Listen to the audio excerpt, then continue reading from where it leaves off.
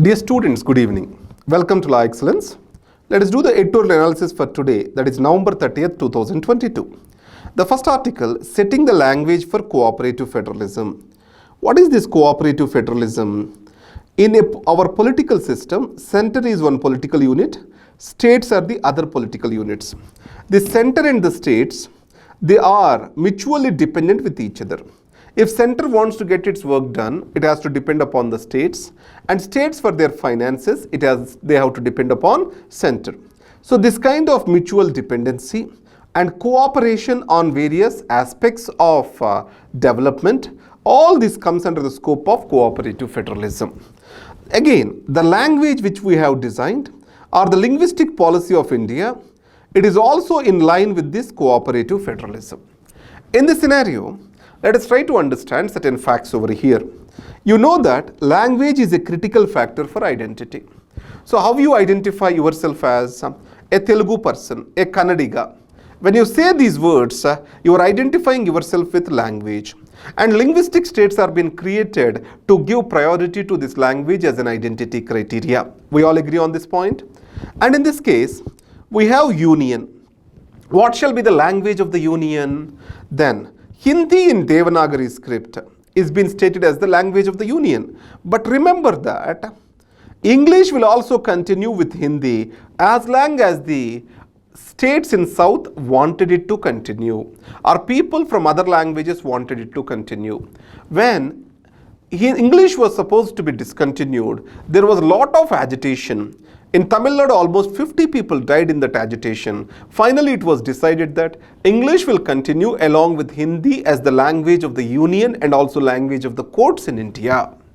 In this case, to review the language of our language policy, a commission is recommended. This is called as Official Language Commission. Official Language Commission. To oversee the recommendations of Official Language Commission, a committee is there in the Parliament, Committee of Official Language. On Official Language is there. Home Minister heads this.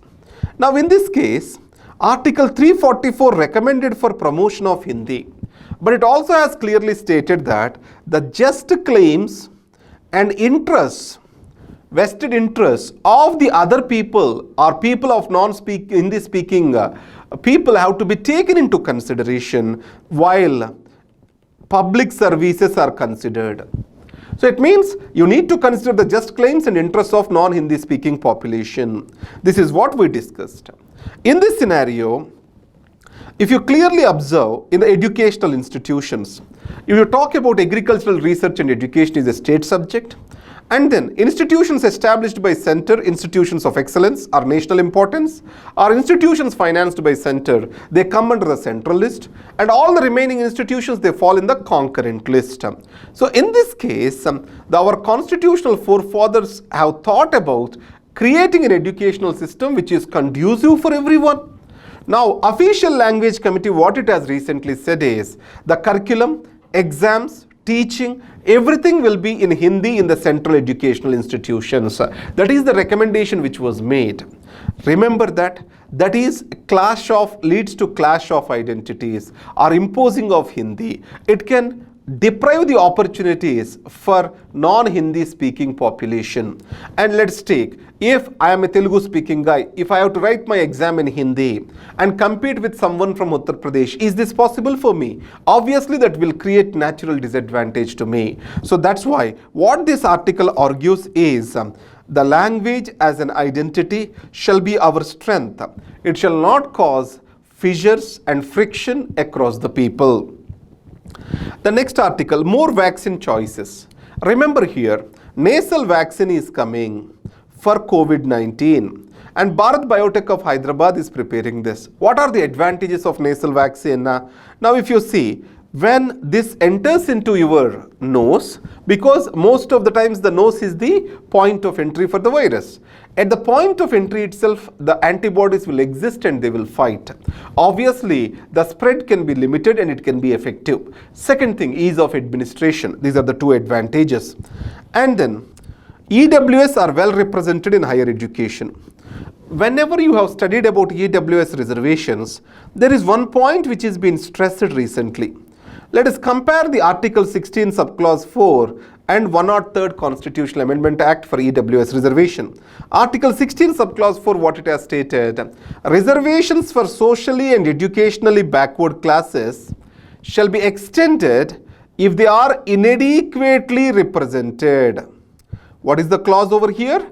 They have to be inadequately represented where? In public services. If they are inadequately represented in public services, then only these have to go ahead. Am I clear on this? In this case, this inadequate representation, this clause, condition did not exist for EWS.